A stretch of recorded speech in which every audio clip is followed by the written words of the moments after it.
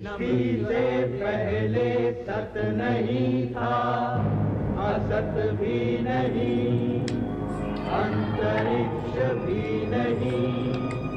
প্রস্তাবনা শেষ। এবার আমরা যা শিখেছি তা অনুশীলন করতে হবে। এটি একটি নতুন অভ্যাস এবং এতে সামান্যতম ভুলও হওয়া উচিত নয়। স্বাগতম। কি হেতু আগমন আপনাদের ঋষিগণ? দয়া করে আমাদের অভিবাদন গ্রহণ করুন মুনিবর। আয়ুষ্মান ভব।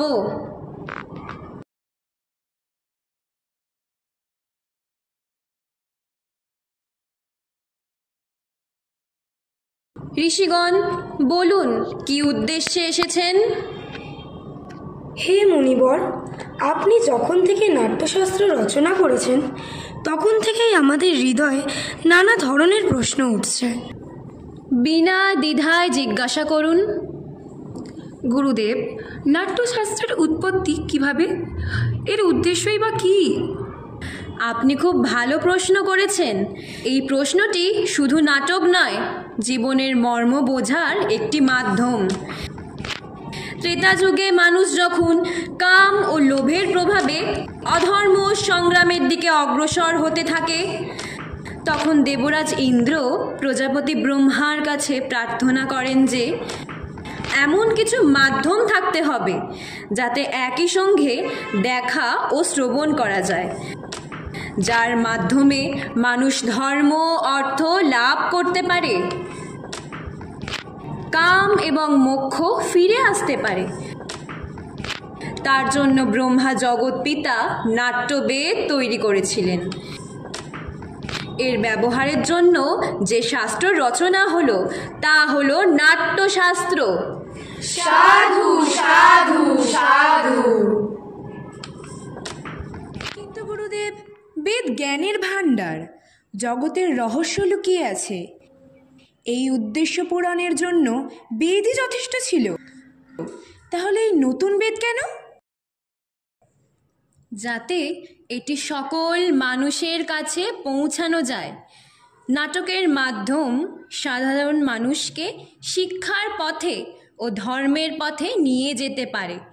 এই শুভ উদ্দেশ্য নিয়ে ব্রহ্মা 4টি বেদকে একত্রিত করে নাট্যবেদ রচনা করেছেন। 4টি বেদের উপাদান কি সেই গুরুদেব?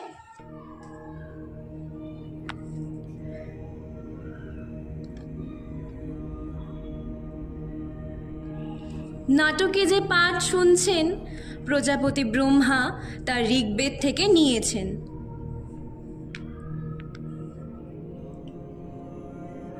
এই সুন্দর গানের ভিত্তি হল সামবেদ, অভিনয় যজুর্বেদ এবং রস নেওয়া হয়েছে অথর্ববেদ থেকে।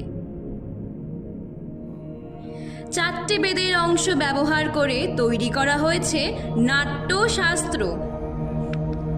গুরুদেব, তাহলে নাটক কি শুধু দেবতাদের জন্যই করা হয়? না, রাক্ষসরা এই সন্দেহই ব্রহ্মার সামনে রেখেছিল। তখন ব্রহ্মদেব উত্তর দিয়েছিলেন যে নাট্যশাস্ত্র সকলের জন্য। এতে দেবতা, অসুর ও মানুষের সমস্ত শুভ অশুভ কর্ম দেখা যায়। এই শাস্ত্রে ত্রৈলোক্যের অনুকীর্তন আছে। নাটক দুঃখ, ক্লান্তি এবং শোকে যারা ভুগছে তাদের স্বস্তি দেয়। এতে সমস্ত রুচি, সমস্ত আবেগ, সমস্ত শাস্ত্র, কারুকাজ এবং কাজ একত্রিত হয়।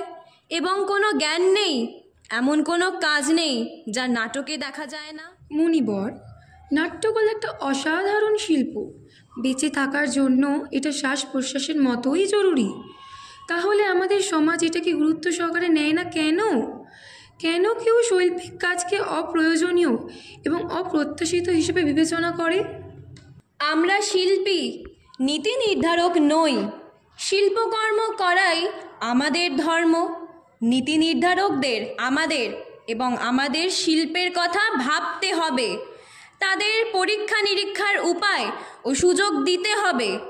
নাটক শুধু শিল্প নয়, এটি সমাজের দর্পণ। এটি মানবতাকে সত্যের পথে নিয়ে যাওয়ার মাধ্যম। নাটক জাতপাত, ধর্ম এবং ভৌগোলিক সীমানা অতিক্রম করে এবং সম্পূর্ণভাবে মানবতার কথা বলে। আজও রঙ্গমঞ্চ সমাজের প্রতিকূল পরিস্থিতি দূর করে সমাজের সমতার বোধ নিয়ে আসে। এই অনুভূতি নিঃসন্দেহে পৃথিবীকে স্বর্গে পরিণত করতে পারে। নিঃসন্দেহে মুনিবর, শিল্পহীন সমাজ পশুদের সমাজ। সমাজ শিল্প ও শিল্পীদের তাদের প্রাপ্য স্থান দেবে, এই আশা নিয়ে আমি নাট্যশাস্ত্রকে পঞ্চম বেদ বলে সম্বোধন করছি। পঞ্চম বেদ, সব বেদের জ্ঞান। ঋষিগণ, আমার রঙ্গকর্মীরা আপনাকে স্বাগত জানাতে তাদের পরিবেশনা প্রস্তুত করেছে এবং আপনার জন্য অপেক্ষা করছে। চলুন নাটকটি উপভোগ করি।